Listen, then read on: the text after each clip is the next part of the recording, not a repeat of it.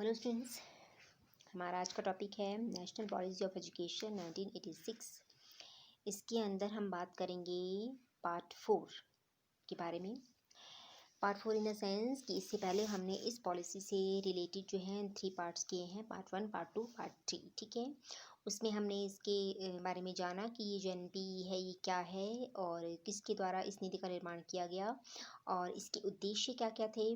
ठीक है, ये सब। और आज हम जानेंगे कि जो ये एनपीई थी, ठीक है, इन्होंने शिक्षा के विभिन्न स्तरों पर, ठीक है, शिक्षा के विभिन्न स्तरों पर शिक्षा के पुनर्गठन के बारे में क्या क्या सुझाव दिए थे। Means reorganization of education at different stages of education. सबसे पहले आपको पता होना चाहिए कि स्टेजेस कौन कौन सी हैं। ठीक है, नंबर 1 अर्ली चाइल्डहुड, आप कह सकते हैं पूर्व बाल्यावस्था। एलिमेंट्री एजुकेशन प्राथमिक शिक्षा, सेकेंडरी एजुकेशन माध्यमिक शिक्षा, हायर एजुकेशन उच्च शिक्षा, वोकेशनलाइजेशन व्यावसायिकरण शिक्षा एंड डिस्टेंस एजुकेशन दूरस्थ शिक्षा। वैसे अभी जो आप स्टेजेस देख रहे हैं, ठीक है, इनमें से कोई भी स्टेज ऐसी नहीं है जिसके बारे में आपको पता ना हो। ठीक है, क्योंकि एट प्रेजेंट भी ये सारे स्टेजेस एजुकेशन में है, तो इन सब से आप अवगत हैं। तो इसी के अंदर जो है हम स्टार्ट करते हैं पूर्व बाल्यावस्था से। ठीक है, इसके लिए जो है एनपीई ने क्या क्या सुझाव दिए थे। एनपीई का मानना था कि जो आरंभिक बाल्यावस्था है, ठीक है, ये किसी भी विद्यार्थी के जो शिक्षण काल की जो सबसे महत्वपूर्ण अवस्था है। ठीक है, क्योंकि इसी काल में जो बच्चा होता है वो अपने, इसके बाद वाला लेवल क्या आता है आपका, प्राथमिक प्राइमरी लेवल। ठीक है, तो जो आरंभिक बाल्यावस्था होती है इसी में विद्यार्थी को तैयार किया जाता है उसके प्राथमिक स्तर के लिए। ठीक है, और इसी ये जो लेवल है इसका पूर्व बाल्यावस्था, इसमें जो है विद्यार्थियों के उचित पोषण, स्वास्थ्य, सामाजिक, मानसिक, नैतिक, समयकात्मक, ठीक है, शारीरिक, इन सभी प्रकार के विकास की अत्यंत आवश्यकता होती है। ठीक है, तो इसीलिए ज़रूरी है कि पूर्व प्राथमिक स्तर पर एक इस तरह का जो पाठ्यक्रम है उसका निर्माण हो जो उसे प्राथमिक स्तर की शिक्षा के लिए तैयार कर सके। ठीक है, और इसी के साथ उन्होंने प्रावधान कहा था कि किस किस का प्रावधान होना चाहिए। बालवाड़ी, day care centre, pre primary schools, ठीक है, training institutes of teacher related to early childhood, इन सारी चीज़ों के डेवलपमेंट के ऊपर ध्यान दिया जाना चाहिए। क्योंकि ये जो सारी चीज़ें हैं जिसके बारे में हमने बात की, ये सभी जो अर्ली चाइल्डहुड है उस स्टेज की शिक्षा के लिए अत्यंत आवश्यक है। ठीक है, तो ये तो बात की हमने आरंभिक बाल्यावस्था की। आइए अब देखते हैं प्राथमिक शिक्षा। प्राथमिक शिक्षा से रिलेटेड जो है एक दो पॉइंट्स जो बहुत ही इम्पॉर्टेंट हैं और आपके याद रखने योग्य भी हैं कि इससे रिलेटेड जो है एनपीई ने क्या क्या जो सुझाव थे वो दिए थे। ठीक है, इसमें दो बातों पर सबसे ज़्यादा स्ट्रेस दिया गया था एलिमेंट्री एजुकेशन में। ठीक है, नंबर 1 था आपका सार्वभौम प्रवेश एवं सार्वभौम प्रतिधारण। इट मीन्स कि universal enrollment and universal retention of children up to 14 years of age। 14 वर्ष तक के बच्चों का सार्वभौमिक प्रवेश एवं सार्वभौमिक प्रतिधारण। ठीक है, और दूसरा था आपका substantial improvement in the quality of education. शिक्षा में वांछित मात्रा में गुणात्मक सुधार होना चाहिए एट प्राइमरी लेवल। ठीक है, क्लियर। और इससे ही रिलेटेड इन्होंने दो पॉइंट्स और रखे थे एलिमेंट्री एजुकेशन से रिलेटेड। लेट अस सी, आप यहाँ देख सकते हैं, देखिए एलिमेंट्री एजुकेशन, उसी के साथ हैं चाइल्ड सेंटर्ड अप्रोच, बाल केंद्रित उपगम एंड स्कूल फैसिलिटीज़। ये जो दोनों ही पॉइंट्स हैं, child centred approach and school facilities, ये दोनों ही आपकी एलिमेंट्री एजुकेशन से जुड़ी हुई हैं। इस नीति का मानना था कि एलिमेंट्री लेवल पर प्राथमिक स्तर पर जो शिक्षा है वो क्या होनी चाहिए, बाल केंद्रित होनी चाहिए। बाल केंद्रित से आपको पता ही है कि बाल केंद्रित शिक्षा से अभिप्राय है जो शिक्षा विद्यार्थियों की रुचियों और उनकी आवश्यकताओं पर आधारित हो। ठीक है, क्योंकि निश्चित बात है कि जब इस तरह की शिक्षा होगी तो विद्यार्थियों को स्कूल जाने के लिए, स्कूल में शिक्षा ग्रहण करने के लिए प्रोत्साहित करेगी। ठीक है, क्योंकि उन्हें पता है कि एजुकेशन क्या है, उनके अकॉर्डिंग है। ठीक है, तो एक इस चीज़ पर स्ट्रेस दिया गया था। दूसरा आपका स्कूल फैसिलिटीज़, एनपी के अकॉर्डिंग कुछ ऐसी फैसिलिटीज़ थी जो एट प्राइमरी लेवल जो है वो हर स्कूल में, जो प्राइमरी लेवल पे जो स्कूल्स हैं वहाँ पर होनी चाहिए। ठीक है, इसके अंदर था आपका ये 2 reasonably large rooms that are usable in all weathers, दो बड़े कमरे जो सभी मौसम में उपयोग हो सके। और इसके अलावा जो था toys, games material, black boards, maps, charts and other जो लर्निंग मटेरियल होता है वो। ठीक है, और इसी के साथ साथ एक प्राइमरी लेवल पर ऑपरेशन ब्लैक बोर्ड, एक इस तरह का आंदोलन जो था देश के सभी प्राथमिक विद्यालयों में विकास हेतु चलाया गया था। ठीक है, तो ये थी बात हमारी एलिमेंट्री एजुकेशन के बारे में। तो आइए अब हम बात करते हैं माध्यमिक शिक्षा के बारे में। ठीक है, जो हमारी एनपीई थी उसका मानना था कि जो माध्यमिक स्तर की शिक्षा है, ठीक है, ध्यान से देखना है आपने और सुनना है, जो माध्यमिक स्तर की शिक्षा है वही हमारे देश के विकास में योगदान देने हेतु जो है नागरिकों का निर्माण करती है। इस बात को आपने ध्यान में रखना है। ठीक है, मीन्स कि इस शिक्षा नीति के अनुसार जो माध्यमिक स्तर है वही एक ऐसा लेवल है, ठीक है, जहाँ पर किसी भी देश के लिए एक बेहतर पीढ़ी तैयार होती है। ठीक है, जो समाज के विकास में क्या दे सकती है, योगदान दे सकती है। तो निश्चित बात है कि इसके लिए उन्होंने माध्यमिक स्तर पर शिक्षा की जो उसके रिलेटेड जितने भी एक्सपेक्ट्स थे, विभिन्न पक्ष थे, उसके आधार पर शिक्षा का व्यवसायीकरण करने पर बल दिया कि एट द सेकेंडरी एजुकेशन जो है उस लेवल पर क्या होना चाहिए, वोकेशनलाइजेशन ऑफ एजुकेशन।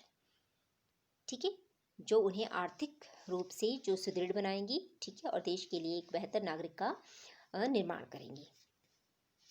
ओके, और जो आपका नेक्स्ट है वोकेशनलाइजेशन, इसमें भी वही है आपका व्यवसायीकरण।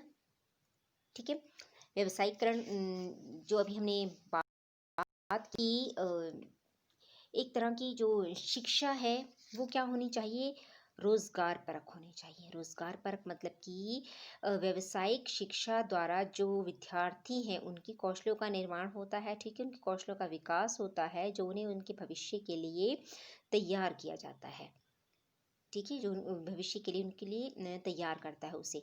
ठीक है, तो जो है जो शिक्षा है उसमें वोकेशनलाइजेशन ऑफ एजुकेशन होना चाहिए, मीन्स कि व्यावसायिक पाठ्यक्रम का प्रावधान होना चाहिए जिसमें जो विद्यार्थी हैं वो अपने इच्छा अनुसार जो है वो अपने रुचि के अनुसार जो भी व्यावसायिक पाठ्यक्रम है उसे चूज़ कर सकें, उनका चयन कर सकें। ठीक है, ताकि भविष्य में उन्हें उसकी अपने रोज़गार के लिए या फिर अपने स्वरोजगार के लिए उसमें क्या मिल सके, सहायता मिल सके।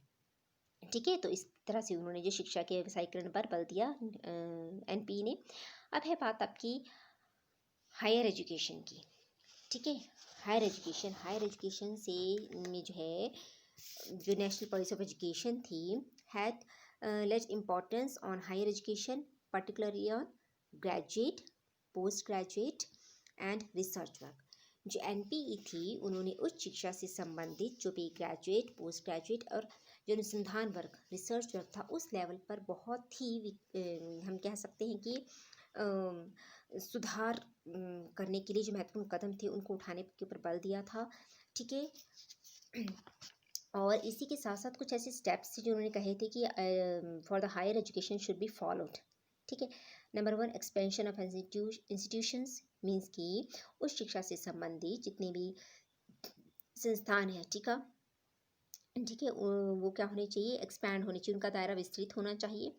एंड उसी के साथ है आपका रीडिज़ाइनिंग कोर्सेज, उच्च शिक्षा से संबंधित जितने भी कोर्स हैं, ठीक है, उनकी रीडिज़ाइनिंग होनी चाहिए। ठीक है, और ट्रेनिंग ऑफ टीचर्स, इस स्तर पर जो टीचर्स हैं उनके लिए उचित प्रशिक्षण होना चाहिए। स्ट्रेंथनिंग रिसर्च वर्क है, अनुसंधान कार्य है, ठीक है, उसमें भी और ज़्यादा जो सुदृढ़ता है वो आनी चाहिए। और जो इम्प्रूवमेंट इन एफिशिएंसी, और इस लेवल पर जो भी एजुकेशन है उसमें क्या आनी चाहिए, उनकी उसकी एफिशिएंसी में क्या आनी चाहिए, इम्प्रूवमेंट होनी चाहिए। ठीक है, मीन्स कि जो है अगर हम सही अर्थों में देखें तो जो उच्च शिक्षा होती है वो जनता को या फिर लोगों को प्रतिक्रिया व्यक्त करने के ऐसे अवसर प्रदान करती है। ठीक है, मीन्स कि इस लेवल पर जो यूथ है, ठीक है, हायर एजुकेशन के लेवल पर जो यूथ है वो क्या करता है, हर चीज़ पर किस तरह से विचार करता है, तार्किक रूप से। ठीक है, हर बात को किस तरह से सोचा है, इन अ रीजनिंग वे। तो इस लेवल पर जो शिक्षा है वो क्या होनी चाहिए, एक रिफ्लेक्टिव लेवल की होनी चाहिए। ठीक है, हायर एजुकेशन पे है। और इसी समय जो है जो एनपी थी उसने जो है इसकी आगे जो हम बात कर रहे हैं open university and distance learning, NP का यह भी मानना था कि जो पर्सन है, ठीक है, या फिर जो विद्यार्थी हैं जो स्कूल नहीं जा सकते हैं, कॉलेज नहीं जा सकते हैं, उनके लिए जो है ओपन एजुकेशन, ठीक है, उनके लिए मुक्त विश्वविद्यालय प्रणाली का आरंभ किया जाना चाहिए। और इसी संदर्भ में और इसी उद्देश्य पूर्ति के लिए 1985 में 1985 में जो है इंदिरा गांधी मुक्त विश्वविद्यालय इग्नू, ठीक है, उसे जो है बनाया गया था। जो इंदिरा गांधी इग्नू यूनिवर्सिटी है उसकी स्थापना कब हुई थी, 1985 में।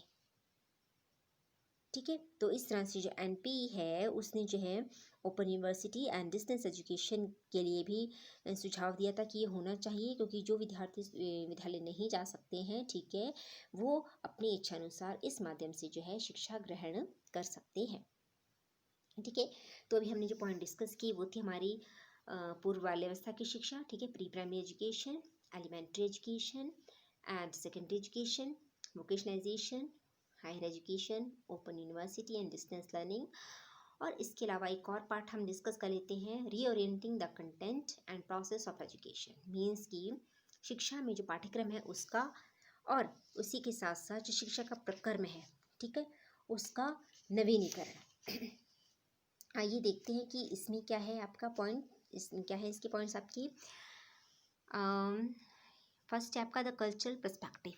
इसमें है कि जो एक तरह की जो शिक्षा उस समय थी प्रेजेंट, ठीक है, उस शिक्षा में जो औपचारिक फॉर्मेलिटी जो थी, ठीक है, औपचारिक व्यवस्था थी उसमें, और जो देश की सांस्कृतिक संस्कृति है, ठीक है, उसके बीच में मीन्स की फॉर्मल एजुकेशन और जो ट्रेडिशन है हमारी कंट्री के, उनके बीच का जो अंतर है वो समाप्त होना चाहिए।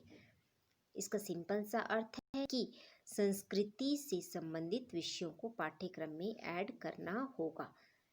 ठीक है, और जो है संस्कृति से संबंधित और जो कला से संबंधित डिफरेंट सब्जेक्ट्स हैं, ठीक है, उनकी जो इम्प्लीमेंटेशन है, ठीक है, उसके ऊपर जो है ज़्यादा ध्यान दिया जाएगा।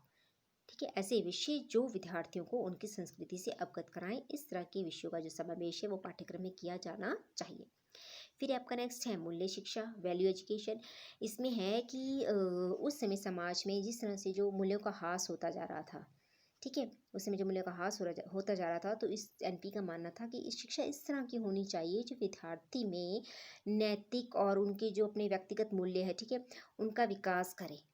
ठीक है, एकता, ठीक है, भाईचारे, सहयोग, ऐसी भावनाओं को जो है विद्यार्थियों के अंदर उत्पन्न करें। इस तरह की शिक्षा होनी चाहिए, वैल्यू एजुकेशन, क्योंकि अगर वैल्यू एजुकेशन होगी तभी जो है शिक्षा एक अच्छी चरित्र के विद्यार्थियों का निर्माण कर सकती है। ठीक है, और फिर है नेक्स्ट है आपका भाषा। भाषा में है कि इसके लिए जो है उन्होंने 1968 की जो ये थी आपकी शिक्षा नीति की जो समीक्षा की थी, ठीक है, उसके बाद जो भाषाओं का विकास था, ठीक है, वो तेज़ी से हुआ, हम कह सकते हैं बहुत ही तीव्र गति से हुआ। और उसके अनुसार जो था आपका 3 लैंग्वेज फार्मूला, ठीक है, जो 3 लैंग्वेज फार्मूला था उसे ही कंटिन्यू रखा गया। ठीक है, और जो भाषा नीति है उसे उसी प्रकार, ठीक है, जिस तरह से पहले पिछली नीतियों में उसे लागू किया गया था, उसी उद्देश्य को ध्यान में रखते हुए और उसी प्रकार जो है उसे इन फ्यूचर भी लागू किया जाना चाहिए। ये सुझाव था हमारी एनपीई 1986 का। ठीक है, फिर आपका नेक्स्ट पुस्तकालयों एवं पुस्तकें, ठीक है, उसमें सुधार। इसमें था कि पुस्तकों में जो है मेन पर्पस क्या होना चाहिए, विद्यार्थियों को जो है क्वालिटेटिव एजुकेशन देना। ठीक है, वो तभी होगा जब जो बुक्स होंगी, ठीक है, जो किताबें होंगी, पुस्तकें होंगी, उनमें जो है गुणात्मक रूप से सुधार होगा। ठीक है। और एनपी का मानना था कि जो अच्छी क्वालिटी की बुक्स हैं, पुस्तकों के विकास के साथ साथ राष्ट्रीय स्तर पर जो लाइब्रेरीज़ हैं, पुस्तकालय हैं, उनमें भी सुधार होना चाहिए और उसी के साथ साथ जो नए पुस्तकालय हैं उनकी स्थापना भी होनी चाहिए। ठीक है। और जितनी भी जेट प्रेजेंट शिक्षण संस्थान है, एजुकेशन इंस्टीट्यूशंस है, वहाँ पर जो लाइब्रेरीज़ है, पुस्तकालय है, वहाँ पर जो फैसिलिटीज़ हैं, ठीक है, उन फैसिलिटीज़ को बढ़ाया जाना चाहिए। फिर आपका एजुकेशन टेक्नोलॉजी, इसके अंडर जो है उनका मानना था कि जो शिक्षा है उसमें है आपका जो एजुकेशन टेक्नोलॉजी है उसका यूज़ होना चाहिए, क्योंकि ये एक बदलते हुए समाज की मांग थी। ठीक है। क्योंकि हमने पहले भी बात की थी कि शिक्षा किसके अनुसार चलती है, जिस तरह से सामाजिक परिवर्तन होता है। ठीक है। तो जिस तरह से समाज उन्नति कर रहा है उसी तरह से जो शिक्षा है उसकी गुणवत्ता में भी सुधार लाने के लिए जो एजुकेशन टेक्नोलॉजी है, एजुकेशन में टेक्नोलॉजी का यूज़ करना होगा। ठीक है। फिर आपका नेक्स्ट है कार्यानुभव। कार्यानुभव का सीधा संबंध है आपकी शिक्षा के व्यावसायीकरण से। मीन्स की शिक्षा में वर्क एक्सपीरियंस भी इंक्लूड होना चाहिए, क्योंकि वो विद्यार्थियों को अपने प्रिपेयर करेगा किसके लिए, और जो उनकी कौशलों का विकास है उसके लिए करेगा। ठीक है। और जो है जो व्यावसायिक पाठ्यक्रम में, ठीक है, जब व्यावसायिक पाठ्यक्रम का चयन करेंगे विद्यार्थी, ठीक है, सिलेक्शन ऑफ वोकेशनल सब्जेक्ट्स, तो उसमें भी उनका जो वर्क एक्सपीरियंस है काफ़ी जो है हेल्पफुल होगा। नेक्स्ट है आपका पर्यावरण शिक्षा। पर्यावरण शिक्षा का अर्थ है कि जो पर्यावरण शिक्षा है वो भी जो करिकुलम है उसमें ऐड होनी चाहिए, क्योंकि जितने भी विद्यार्थी हैं, जितने भी बच्चे हैं, उनमें अपने वातावरण के प्रति चेतना होनी चाहिए। ठीक है। अपने वातावरण के प्रति उनकी क्या चेतना है, क्या सोच रखते हैं वो, ठीक है, उसके प्रति अवेयर है या नहीं। ठीक है। इसके लिए जो पर्यावरण शिक्षा है उसको करिकुलम में ऐड करना होगा। फिर आपका नेक्स्ट गणित शिक्षा और विज्ञान शिक्षा, ये भी उन्होंने इसकी विकास के पर भी बल दिया कि ठीक है, क्योंकि ये शिक्षा इस तरह की होनी चाहिए, मीन्स कि ओनली थॉटिकल नहीं, इस तरह की शिक्षा मीन्स कि कुछ ऐसे कंसेप्ट्स को इन विषयों से जो संबंधित हो उनको ऐड करना होगा, जो बच्चे हैं उन्हें अपनी दैनिक जीवन में प्रैक्टिकली वे में समस्या समाधान, निर्णय कौशल, डिसीजन मेकिंग, ठीक है, इन सभी चीज़ों के लिए तैयार कर सके। ठीक है। इसीलिए इन दोनों विषयों की शिक्षा को सुनियोजित रूप से, ठीक है, इन्हें प्रॉपर वे जो है वो स्ट्रॉन्ग बनाना होगा, ठीक है, सशक्त बनाना होगा। फिर आपका खेल एवं शारीरिक शिक्षा। खेल एवं शारीरिक शिक्षा भी है एनपी के अनुसार, इनका भी जो शिक्षा है उसमें जो है ये अभिन्न अंग माना जाता है, क्योंकि विद्यार्थी का जो ऑल राउंड डेवलपमेंट है वो शारीरिक शिक्षा, हम कह सकते हैं कि जो उसकी किताबी शिक्षा है, पुस्तकी ज्ञान है, उसके साथ साथ उसकी शारीरिक शिक्षा के ऊपर भी निर्भर करती है। ठीक है। तो जो है शिक्षा में जो खेल कूद हैं वो और योग है, ठीक है, इन सभी जो विषयों को पाठ्यक्रम में भी ऐड करना चाहिए। इस तरह का जेएनपी का सुझाव था। फिर है परीक्षा सुधार। परीक्षा सुधार में उनका अभिप्राय था कि जो शिक्षा है उसमें रूट लर्निंग को अवॉइड किया जाना चाहिए टोटली, और जो विद्यार्थी का मूल्यांकन है वो क्या होना चाहिए, सतत एवं समग्र, जिसमें उसका बौद्धिक, करिकुलर एंड को करिकुलर दोनों एस्पेक्ट्स, बौद्धिक तथा अबौद्धिक दोनों पक्ष सम्मिलित हों। ठीक है। और उसके सारे पक्षों का जो है मूल्यांकन किया जाए, और अंकों के स्थान पर जो ग्रेड है वो प्रदान किए जाएं, और जो मोड ऑफ कंडक्शन है एग्ज़ाम्स का, परीक्षा संचालन है, ठीक है, उसमें सुधार किया जाए, और जो शिक्षक सामग्री है, ठीक है, टीचिंग मटेरियल है, ठीक है, टीचिंग मैथड्स हैं, ठीक है, उन सब में भी जो है परिवर्तन किया जाए। ठीक है। तभी सही अर्थों में जो शिक्षा से संबंधित मूल्यांकन है वो सार्थक हो सकता है। तो ये थे हमारी reorienting the content and the process of education. ठीक है। शिक्षा का प्रक्रम और जो पाठ्यक्रम है, ठीक है, उसका जो नवीनीकरण करने के लिए उन्होंने सुझाव दिए थे। तो आज हमने क्या किया, reorganization of education at different stages of education and the reorientation of content and the process of education।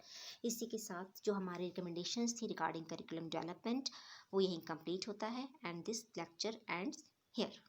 Thank you.